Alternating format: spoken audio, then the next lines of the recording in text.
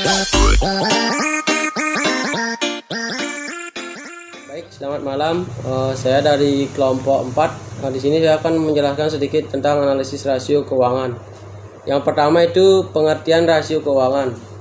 Pengertian rasio keuangan menurut Harvey Yando, rasio keuangan adalah suatu angka yang dibandingkan dalam angka yang lain sebagai suatu hubungan.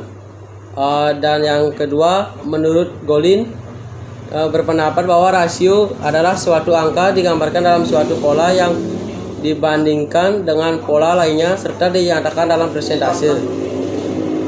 Sedangkan menurut Kashmir atau Jen Fenshour, keuangan adalah sesuatu yang berhubungan dengan akuntansi seperti pengelolaan keuangan dan laporan keuangan. Jadi rasio keuangan adalah indeks yang menghubungkan dua akuntansi dan diperoleh dengan membagi satu angka dan angka lainnya. Yang kedua, bentuk-bentuk rasio keuangan. Yang pertama, rasio likuiditas. Rasio likuiditas adalah rasio atau perbandingan yang bisa memproyeksi kemampuan perusahaan dalam melunasi kewajiban yang dimilikinya. Kewajiban tersebut biasanya dalam bentuk utang jangka pendek. Ketika perusahaan tersebut memiliki rasio likuiditas yang baik, artinya ia memiliki kemampuan dalam melunasi utang jangka pendek tersebut. Yang kedua, rasio solvabilitas. Rasio solvabilitas adalah rasio yang atau perbandingan yang menggambarkan kemampuan sebuah perusahaan dalam memenuhi kewajiban finansial mereka. Hal itu termasuk kewajiban jangka panjang dan kewajiban jangka pendek.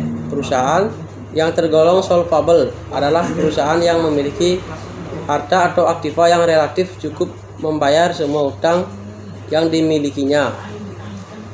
Ketika tersebut tidak mampu membayar semua utang dan semua aktiva perusahaan tersebut dikatakan insolvable. Ada dua jenis rasio yang termasuk dalam rasio insolvable. Yang pertama, total debt to asset ratio, dan yang kedua, debt to equity ratio. Baik, yang ketiga, rasio rentabilitas.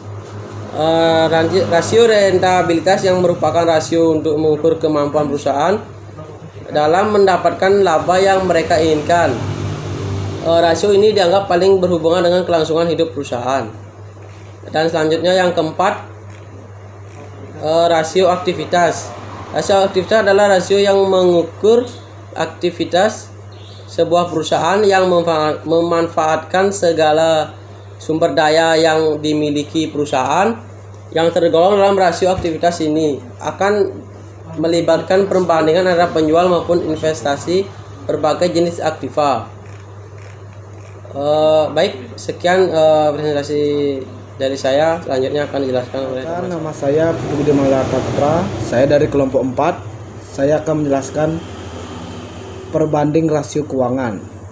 Menurut Syamsuddin 2012, terdapat dua cara yang dapat dilakukan dalam membandingkan rasio keuangan perusahaan, yaitu A. Cross-sectional approach adalah suatu cara mengevaluasi dengan membandingkan rasio-rasio keuangan antar perusahaan yang satu dengan perusahaan lain yang sejenis pada waktu yang sama. B. Time series analysis adalah cara mengevaluasi dengan membandingkan rasio-rasio di masa lalu dan saat ini, sehingga dapat diketahui bagaimana perkembangan perusahaan yang bersangkutan, apakah mengalami kemajuan atau kemunduran. 4. Keterbatasan dan kekurangan rasio keuangan. Ada 8 potensi kekurangan rasio keuangan, yaitu 1. Kebanyakan perusahaan-perusahaan besar mengoperasikan beberapa divisi dalam industri yang berlainan. Dengan kondisi seperti itu, bagi perusahaan akan sulit untuk mengembangkan rata-rata industri, yang berarti oleh karena itu analisis rasio keuangan lebih bermanfaat bagi perusahaan yang relatif lebih kecil, yang memiliki fokus lebih sempit dibandingkan perusahaan besar yang multidivisional. 2. Sebagian besar perusahaan menginginkan hasil di atas rata-rata rasio keuangan. Sebagai sasaran untuk kinerja tingkat tinggi, akan lebih baik jika berfokus pada rasio-rasio pemimpin industri Dan dalam hal seperti ini, BK Marking akan dapat membantu. 3. Inflasi telah mendistorsikan neraca banyak perusahaan. Nilai yang tercatat terkadang jauh berbeda dengan nilai yang sebenarnya. Inflasi mempengaruhi baik beban penyusutan maupun harga peluang persediaan, maka laba juga akan ikut. Sekian presentasi saya, terima kasih. Salam cep bro. Perkenalkan, nama saya Igusti Komang Triwayudi. Saya dari kelompok 4. Di sini saya akan membacakan materi mengenai hubungan antar berbagai rasio. Di sini yang pertama yaitu rasio likuiditas merupakan suatu indikator mengenai kemampuan perusahaan membayar semua kewajiban finansial jangka pendek pada saat jatuh tempo dengan menggunakan aktiva lancar yang tersedia. Likuiditas tidak hanya berkenan dengan keadaan keseluruhan keuangan perusahaan, tetapi juga berkaitan dengan kemampuannya mengubah aktiva lancar tertentu menjadi uang kas. Rasio likuiditas adalah rasio yang mengukur kemampuan perusahaan memenuhi kewajiban jangka pendeknya. Rasio-rasio ini dapat dihitung melalui sumber informasi tentang modal kerja, yaitu pos-pos aktiva lancar dan hutang lancar. Dengan demikian, rasio likuiditas berpengaruh dengan kinerja keuangan perusahaan, sehingga rasio ini memiliki hubungan harga suatu perusahaan. Setelah itu yang kedua ada rasio solvabilitas, di mana suatu perusahaan menunjukkan kemampuan perusahaan untuk memenuhi kewajiban finansialnya baik jangka pendek maupun jangka panjang. Apabila sekiranya perusahaan dilikuidasi, suatu perusahaan yang solvable berarti bahwa perusahaan tersebut mempunyai aktiva atau kekayaan yang cukup untuk membayar semua hutang-hutangnya. Begitu pula sebaliknya, perusahaan yang tidak mempunyai kekayaan yang cukup untuk membayar hutang-hutangnya disebut perusahaan yang insolvable. Terus yang ketiga yaitu rasio aktivitas, adalah rasio yang menunjukkan keefektifan sebuah perusahaan dalam menggunakan aktiva yang dimilikinya. Rasio ini digunakan untuk menilai beberapa efisien perusahaan dapat memanfaatkan dan mengelola sumber daya yang dimiliki perusahaan. Rasio ini merupakan ukuran yang menunjukkan kemampuan perusahaan dalam melakukan aktivitas sehari-hari seperti satu, penjualan, penagihan piutang, pengelolaan persediaan, pengelolaan modal kerja, dan yang terakhir yaitu pengelolaan dari seluruh aktiva. Sekian penjelasan dari saya ucapkan terima kasih. Perkenalkan, nama saya Kodut Bendi dari kelompok 4. Di sini saya akan menjelaskan tentang kondisi keuangan. Kondisi keuangan adalah suatu usaha untuk melakukan interpretasi terhadap laporan keuangan dengan tujuan untuk mengetahui keadaan dan perkembangan keuangan yang bersangkutan. Analisa terhadap laporan keuangan yang dimaksud sebagai usaha untuk membuat informasi dalam suatu laporan keuangan yang bersifat kompleks ke dalam elemen-elemen yang lebih sederhana dan mudah dipahami.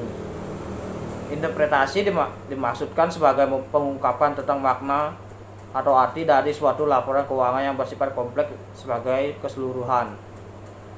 Analisa laporan keuangan merupakan proses pertimbangan dalam rangka membantu mengevaluasi posisi keuangan dan hasil operasi perusahaan pada masa sekarang dan masa lalu, dengan tujuan utama menentukan estimasi dan prediksi yang paling mungkin mengenai kondisi dan kinerja perusahaan pada masa mendatang. Dalam kondisi keuangan kemungkinan mengalami kegagalan dalam pengelolaan keuangan. Berikut beberapa tanda kegagalan yang dialami kondisi keuangan. Yang pertama, overtrading. Overtrading ini dapat diartikan bahwa perusahaan melakukan penjualan serta tumbuh secara berlebih sehingga mengakibatkan utang dan piutang bisnis menjadi bertambah. Yang kedua, terlalu banyak utang.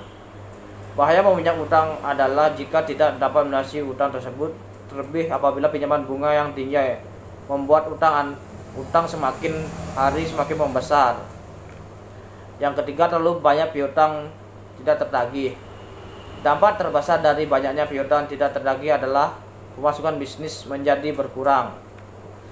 Piutang tidak terdagih ini jika terlalu banyak maka berisiko mengancam bisnis Anda.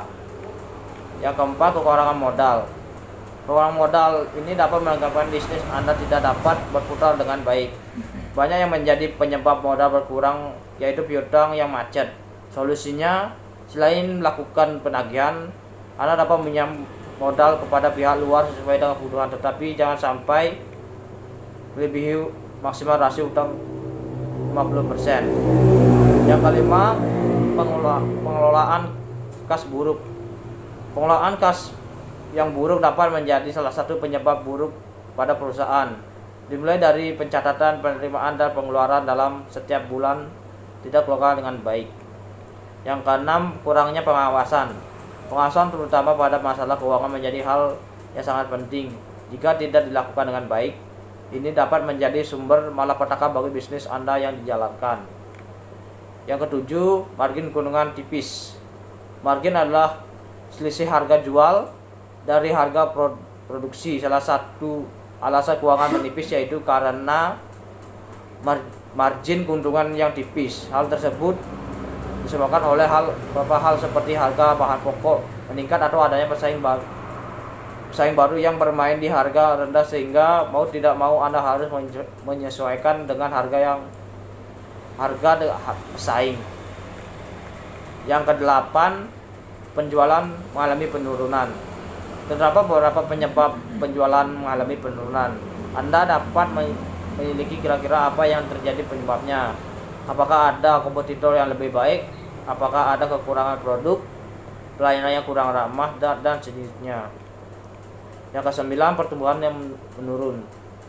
Harusnya bisnis Anda setiap tahun selalu tumbuh menjadi lebih besar, apalagi dengan ditambah penjualan setiap bulannya mengalami peningkatan.